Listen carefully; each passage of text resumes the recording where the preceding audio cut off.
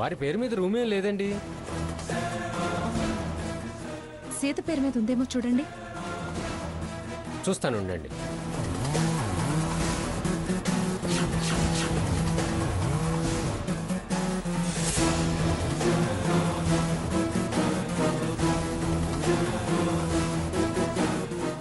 లేదండి, ఆ పేరు మీద కూడా ఎవరు లేరు మేడం. దొంగతనంగా వచ్చారుగా, దొంగ పేర్ల మీద ఏమన్నా బుక్ చేసుకున్నారేమో. కనిపిస్తే ఫాలో అయి పట్టుకోవాల్సిందే.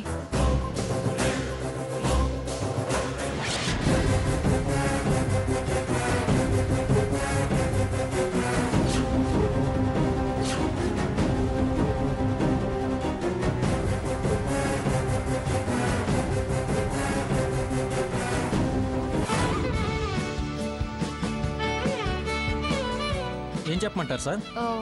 ఒక వెజ్ సూప్, ఒక ప్లేట్ ఇడ్లీ. సంజయ్ గారు మీకేం చెప్పమంటారు? మీ ఇష్టం, ఏదైనా పర్లేదు, నో ప్రాబ్లం. అలాగే ఒక veg biryani. No no no, నాకు వెజ్ బిర్యానీ నచ్చదు. ఏదన్నా ఒక మినీ మీల్స్ చెప్పండి. ఓకే అండి, అది చెప్పండి. ఒక మినీ మీల్స్. Okay sir.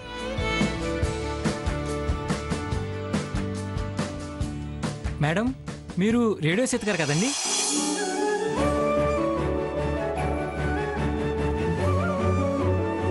అవును, నీకెలా తెలుసు? నేను మీ అభిమానండి.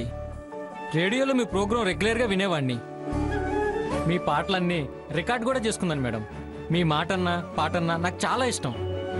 మీరు ఒకసారి పాటల పోటీలో పాల్గొన్నారు, ఫస్ట్ ప్రైజ్ వచ్చింది కదండి, అది టీవీలో కూడా చూపించారు. చాలా సూపర్గా పాడారండి. సీతగారి పాటలంటే అంత ఇష్టమా? రికార్డ్ చేసి పెట్టుకున్నాను కదా సార్. వారు రేడియోలో మానేసినా నా సెల్లో మాట్లాడుతూనే ఉంటారు, పాడుతూనే ఉంటారు. చూడండి కావాలంటే మొబైల్లో. మౌనంగానే ఎదగమని మొక్క నీకు చెబుతుంది, ఎదిగిన కొద్దీ ఒదగమని అర్థమందులో ఉంది. అపజయాలు కలిగిన చోటే గెలుపు పిలుపు వినిపిస్తుంది, ఆకులన్నీ రాలిన చోటే కొత్త చిగురు కనిపిస్తుంది. మౌనంగానే ఎదగమని మొక్క నీకు చెబుతుంది, ఎదిగిన కొద్దీ ఒదగమని. ఓ, చాలా బాగా పాడుతున్నారు. మీరెంత ఫేమ్ అండి, ఎంతమంది అభిమానుల్ని సంపాదించుకున్నారు. మీకింత గొప్ప టాలెంట్ ఉందని నాకు తెలియదండి. మా ఇంట్లో మా అమ్మా నాన్నలతో సహా అందరూ సీతగారి అభిమానులమే. చాలా సంతోషం. సార్, మీకేం కావాలి సార్? ఒక మినీ మీల్స్ చెప్పండి. Okay sir. ఇదిగోండి, ఇంకొక మీల్స్ కూడా పార్సల్ చేసి ఇవ్వండి. Okay madam. సార్, ఫోన్ ఇవ్వండి సార్.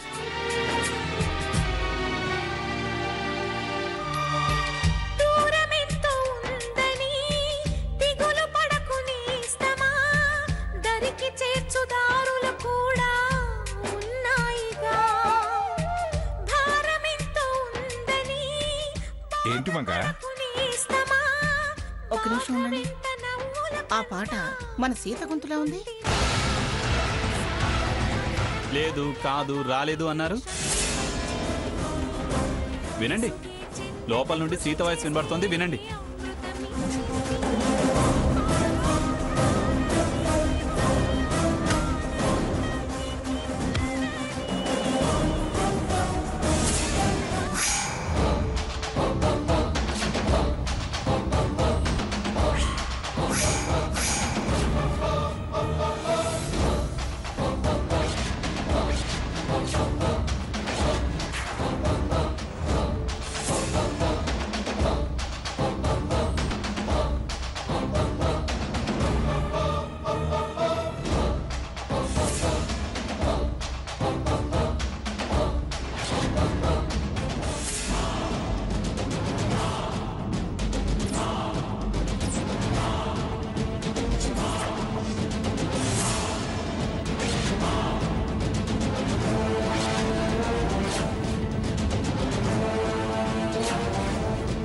రఘురామ్, నానమ్మా, నువ్వు కూడా వెళ్ళి చూసిరారా.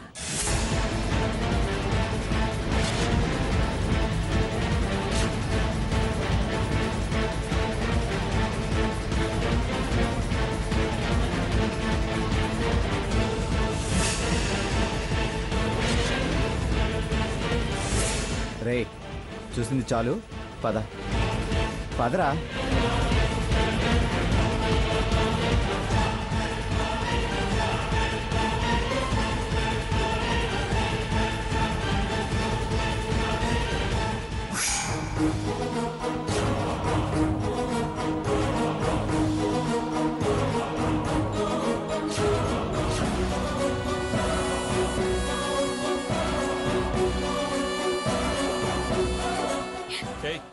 ఎందుకు నవ్వుతున్నావు? నీ ఉలికిపాటుకి నవ్వకేం చేస్తుందిరా?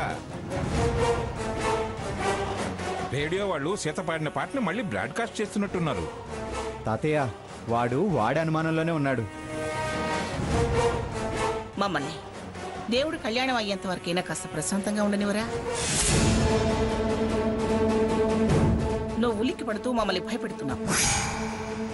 ఎంతసేపు నిందలు ఎలా వేయడం, చెడు ఎలా చేయడం అన్న ఆలోచన తప్ప మరో ఆలోచన రాదా? మారవా బావ నువ్వు? వాడా? నాకు నమ్మకం లేదు. రే నేను నా నమ్మకం గురించి చెప్పాక నీ అనుమానం ఏంట్రా? సర్లేండి, పదండి. వాడిని నమ్ముకుంటే మనం ఉండాల్సింది పస్తులే. పదండి.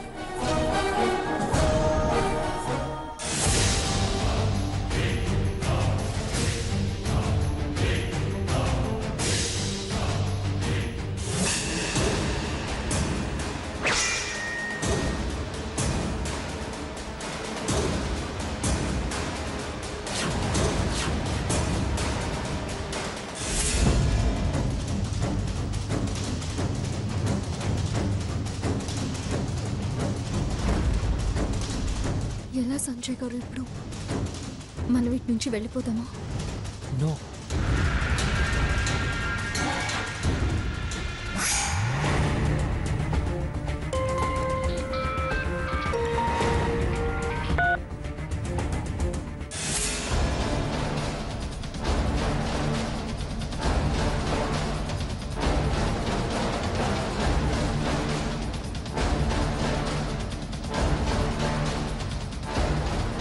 మేడం ఇదిగోండి పార్సిల్. Sir bill.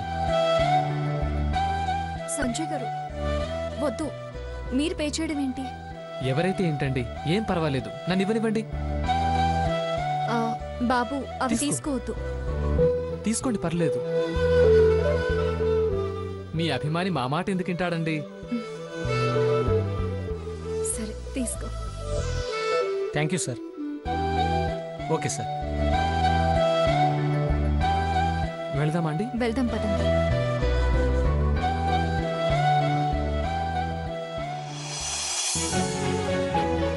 ఏంటమ్మా అప్పుడే చీర మార్చేశావు? అంటే ఊరు నుంచి వస్తున్నట్టు తెలియాలి కదా అత్తయ్య గారు, అందుకే వెంటనే మార్చేసుకున్నాను. అత్తయ్య గారు, మీరు మొక్కుకున్నట్టు గుడికి రావడం, అర్చన చేయించడం, మొక్కు తీర్చుకోవడం జరిగిపోయింది. రేపు నేను వాళ్ళతో కలిసి కళ్యాణం జరిపించాలి. మీరు సంజయ్ గారు ఊరు వెళ్ళిపోతారా? సీత, ఇబ్బంది పెడుతున్నానని అనుకోకమ్మా. నాకు మీరు కళ్యాణం చేయడం చూడాలనుందమ్మా. అత్తయ్య గారు. అవును సీత, దేవుడి కళ్యాణం నా కొడుకు కోడలు చేయడం నేను కళ్ళారా చూడాలి. దేవుడి దీవెనలతో పాటు కన్న తల్లిగా వాణ్ణి దూరం నుంచే ఆశీర్వదించి 4 అక్షింతలు మీ మీద వేసి వెళ్లాలనుందమ్మా. ఎలా అత్తయ్య గారు? నేను అప్పుడే ఊరు నుంచి వచ్చినట్టు వచ్చి వాళ్లతో కలిసి ఉండాలి. మీరు ఒంటరిగా ఎలా?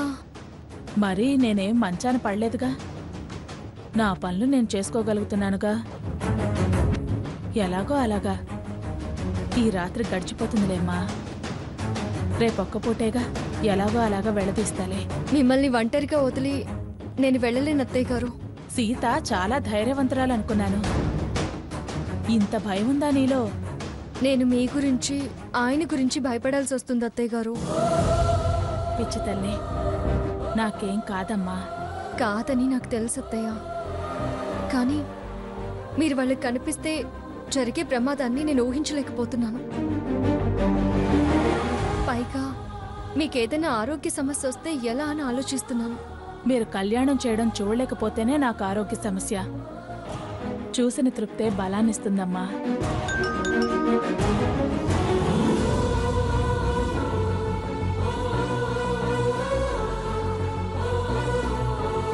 రండి. అర్జెంటుగా రమ్మని ఎందుకు ఫోన్ చేశారు శారద గారు? సీత గారు, మీరు ధైర్యంగా వాళ్ళతో జాయిన్ అయిపోండి. మీ అత్తయ్య గారి విషయంలో వరి అవ్వాల్సిన అవసరం లేదు. అసలు నన్ను ఎందుకు రమ్మన్నారు? నేను ఎందుకు వచ్చాను? వారి కోసమే కదా. డాక్టర్గా వారి ఆరోగ్యం విషయంలో తీసుకోవాల్సిన జాగ్రత్తలన్నీ నేను తీసుకుంటాను. అసలు నేను ఈ కేసు ఛాలెంజింగ్గా తీసుకుంటున్నానని ముందే చెప్పాను. వారిని పేషెంట్ అనుకోవటం లేదు. దేవుడి కళ్యాణానికి తీసుకొస్తాను. తిరిగి కళ్యాణం అయ్యాక ఇక్కడికి మళ్ళీ జాగ్రత్తగా తీసుకొస్తాను. మీరంతగా ధైర్యం ఇస్తే ఇంక నాకు దిగులే ఉంటుందండి. అలాగే రేపు మార్నింగ్ నేను వెళ్ళి వాళ్ళతో జాయిన్ అవుతాను. రిటర్న్లో కూడా నేను మీతో కలవలేను, కలిసి ప్రయాణం కూడా చేయలేను. పర్వాలేదు సీత, డాక్టర్ సంజయ్ ఉన్నారుగా. పైగా కారులోనే కదమ్మా తిరుగు ప్రయాణం. సీత గారు, అటు టెన్షన్ ఇటు బాధ్యత, బాగా స్ట్రెయిన్ అయ్యి ఉంటారు. రెస్ట్ తీసుకోండి. డిన్నర్ ఏర్పాట్లు నేను చూస్తాను, సరేనా? వస్తానండి. అలాగే. సీత, అతన్ని చూస్తుంటే ముచ్చటేస్తోందమ్మా. పేషెంట్స్ మీద అతనికి ఎంత బాధ్యత, శ్రద్ధ. అవునత్తయ్య గారు, మనతో కూడా ఏ బంధుత్వం లేదు, కానీ చాలా రెస్పాన్సిబిలిటీస్ తీసుకుంటున్నారు. మంచి మనస్తత్వం ఉన్నవాళ్ళు మనుషులకి విలువిస్తారమ్మా. ఎవరి కష్టాన్నైనా వాళ్ళ కష్టమే అనుకుంటారు. నాకేంటి లాభం అని ఆలోచించరు. పరిగెత్తుకొచ్చి సాయం చేయటంలో ముందుంటారు. అంతే, మీ అబ్బాయి కూడా అంతేగా. వాడి మనసు మరీ మెత్తనమ్మా. అందుకేగా నా విషయం ఇంత రహస్యంగా ఉంచాల్సొస్తోంది. అత్తయ్య గారు, మళ్ళీ ఆ టాపిక్ ఎందుకు? కాసేపు మీరు అలా రిలాక్స్ అవ్వండి. నేను ఇక బయలుదేరుతాను. అలాగే అమ్మా. జాగ్రత్త. వస్తాను.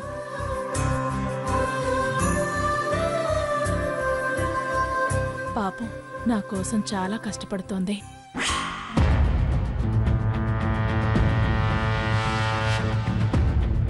స్వర్ణ, సీత ఎక్కడ దాకా వచ్చిందో ఫోన్ చేసి కనుక్కోవే. ఎవరో ఒకళ్ళు బస్ స్టాప్కి వెళ్ళి తీసుకొస్తారు. ఇందాకే చేశానమ్మమ్మా, స్విచ్ ఆఫ్ అని వస్తుంది. ఇందాక అలా వస్తే ఇప్పుడు కూడా అలాగే వస్తుందా? మళ్ళీ చేయవే.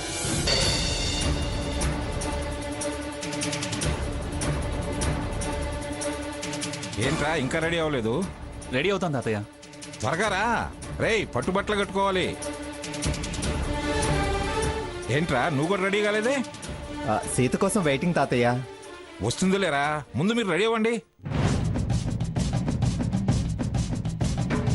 వస్తానని ఫోన్ చేసింది, ఇక్కడికి వచ్చిందేమోనని వచ్చా. మళ్ళీ కలవట్లేదు, స్విచ్ ఆఫ్ అని వస్తుందమ్మమ్మా. అదేమిటి? స్విచ్ ఆఫ్ చేసి పెట్టుకోవడం ఏమిటి?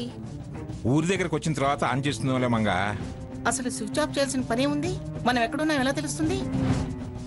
రాత్రి అక్కతో మాట్లాడినప్పుడు అడ్రస్ చెప్పానమ్మమ్మా. రాత్రి రాత్రి ఎప్పుడు మాట్లాడేవే నువ్వు?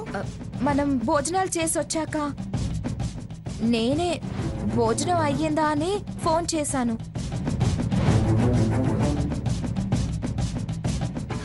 అప్పుడు చెప్పాను అక్కకి. ఇంకే తనే ఫోన్ చేస్తుందిలే. అదిగో అక్క వచ్చేసింది. అదిగో.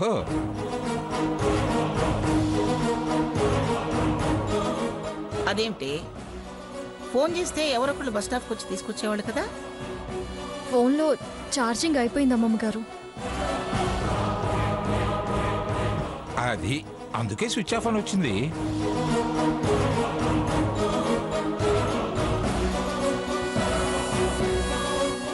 ఏరా, అక్కడ కనిపించింది ఇక్కడ కనిపించింది అన్నావుగా. చూడు, బ్యాగ్ వేసుకుని ఇప్పుడేగా దిగింది. సీత, ప్రోగ్రామ్ ఎలా జరిగింది? బ్రహ్మాండంగా జరిగింది. మరి శాల్వా మెమంటో ఏది?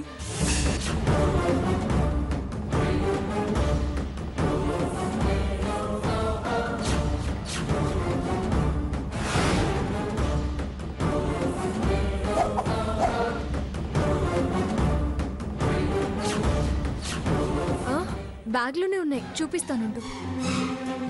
సరే సర్లే, ఇప్పుడు ఎందుకు ఎగ్జిబిషన్ అంతా, తర్వాత చూడొచ్చు. ముందు పూజకు బయలుదేరండి. పదండి, బయలుదేరండి. రా సీత. అక్కని కలవాలి. ఇప్పుడు ఎలా? అమ్మమ్మకి ఏం చెప్పాలి? ఏదో ఒకటి చెప్పాలి.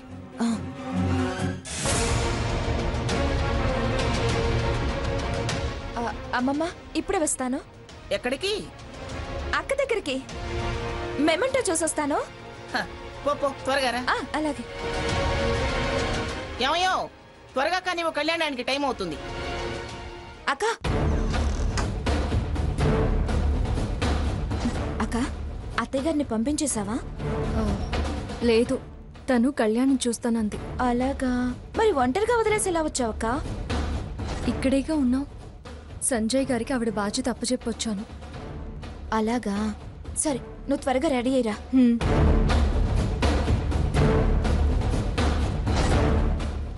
అన్నయ్య, భగవంతుడా, మా అక్కని కాపాడా. అలాగే మాకు ఎటువంటి సమస్యలు రాకుండా చూడు స్వామి.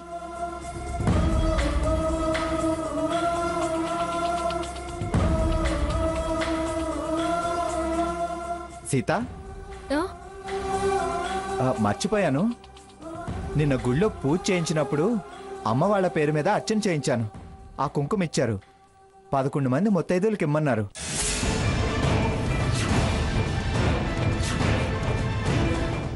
ముందు నీకు ఇచ్చి 10 మంది ముత్తైదువులకి ఇమ్మన్నారు.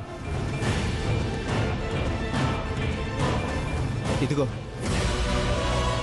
అమ్మకు కూడా ఉంచాను నీతో పాటు. ఊరికి వెళ్ళిన తర్వాత అమ్మకివ్వు. పద.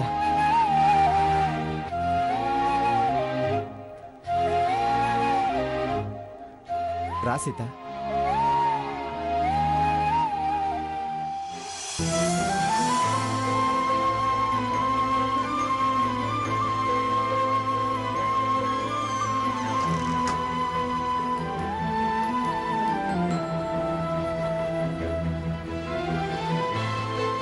అత్తయ్య గారు, అత్తయ్య గారు.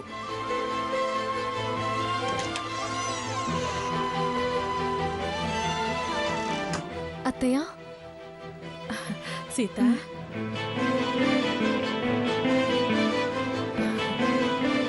అమ్మ పేరున అర్చన చేసి అమ్మకు అమ్మవారి కుంకుమ చేతికి అందించమని వెళ్ళాడు. ఏదో తెలియని బలం, కొత్త ఆశ కలుగుతుంది సీత. నా మొక్కు అమ్మవారిని సంతృప్తిపరిచింది. అందుకే ఆవిడ దీవెనలు ఇలా అందించిందమ్మా. ఇంతకన్నా అదృష్టం ఇంకేముంటుంది చెప్పు? ఇంత భాగ్యం ఏ తల్లికి కలుగుతుంది? పిలుపులు లేకపోయినా, పలకరింపులు లేకపోయినా మనసు మనసుతో ఎంత చక్కగా మాట్లాడుకున్నాయి. చాలు సీత, ఈ జన్మకిది చాలమ్మా. బంగారం లాంటి బిడ్డకి తల్లినయ్యాననే ఆనందం ఈ జన్మకే 100 దాటిస్తుంది. అత్తయ్య.